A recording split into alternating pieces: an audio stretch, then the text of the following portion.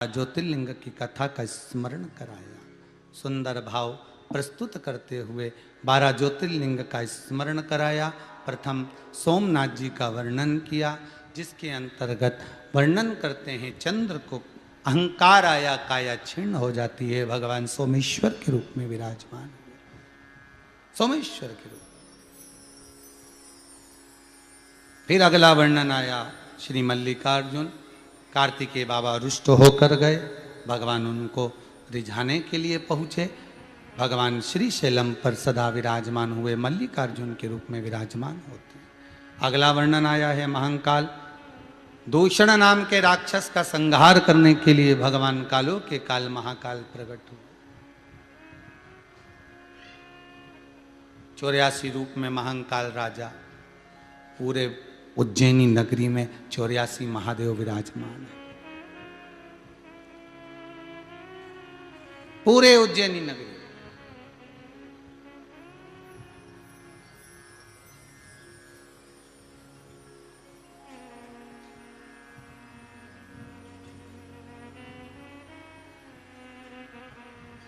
बस बाबा महाकाल की कृपा हो और ये कोरोना महामारी समाप्त हो तो एक बार प्रयास है कि 84 महादेव जब एक बार पहले करा, एक बार फिर पुनः 84 महादेव की यात्रा हो, यही बाबा से विनय है। पर ये कोरोना महामारी शीघ्र समाप्त हो। जैसे पहले करा 84 महादेव 5 दिन में पूरा करा और शिव महापुराण की कथा ऐसा बाबा कृपा कर दे, जल्दी जल्दी कोरोना महामारी समाप्त करे। अब ये पहली लहर, दूसरी लहर और कहे तीसरी लहर आ रही, दादा सारी लहरों को ले जा समुद्र में डुबा दे। निवेदन इतना सा, ये लहर जान दे, अब तो करुणा की लहर होन दो। बस एक लहर बची है, वो कृपा कर दे मेरा देवाधिदेव महादेव, जल्दी जल्दी करुणा ऐसी हो जाए। 84 महादेव के रूप में शिव विराजमान। दूषण नाम का राक्षस, जिसको वर था 84 रूप रख सकता है। शंकर भगवान ने कहा मैं रूप नहीं रख सकता।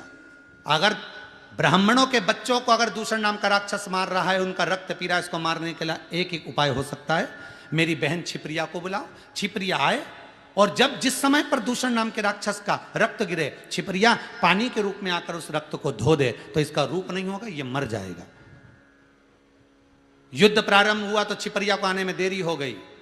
इतने में दूषण नाम के राक्षस ने 84 रूप ले लिए। शंकर भगवान 84 रूप नहीं लेना चाहते थे। छिप्रिया ने जल के वेग में आकर अपने भाई के टुकड़े कर दिए। शंकर के महाकाल के टुकड़े करे तो 84 टुकड़े हो गए। वो 84 टुकड़े होकर उन्होंने दूषण नाम के राक्षस का संहार करा। और उज्जैनी में 84 महादेव, पूरी दुनिया में एक ही जगह है जहां पर 84 महादेव विराजमान है।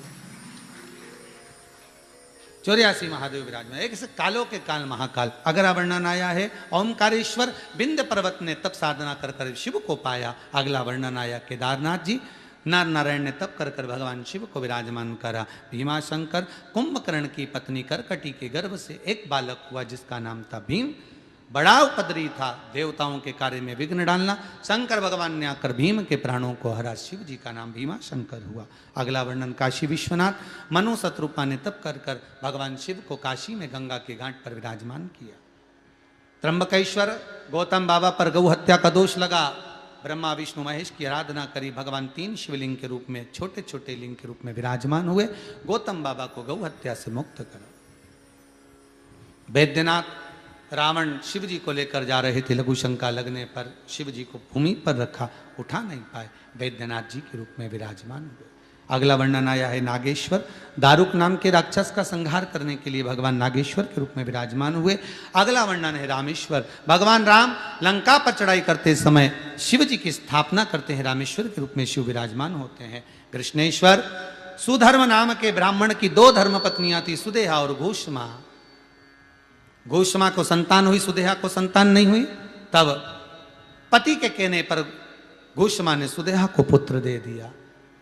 बहू आ गई घर में, उसको मालूम पड़ा कि मेरी असली सास तो घोषमा, सुदेहा मेरी असली सास नहीं, तो सुदेहा को पूछती नहीं थी। जानकर गुस्सा आया सुदेहा को। सुदेहा ने पुत्र के टुकड़े टुकड़े कर दिए, कपड़े में बांधकर तालाब में फेंक दिए। घोषमा का नियम था प्रत्येक सोमवार को शंकर का शिवलिंग बनाकर तालाब में विसर्जन करने जाती थी। आज मन में आया बेटे को देखे बहुत दिन हो गए, भाव मन में आकर जैसी तालाब में शंकर का शिवलिंग छोड़ा, वैसे ही बेटा तैरते हुए बाहर आ गया। घोषमा के बेटे को भगवान ने जीवित कर दिया। शिव जी का नाम कृष्णेश्वर महादेव पड़ गया। ऐसे मेरे शंकर के 12 ज्योतिर्लिंग का स्मरण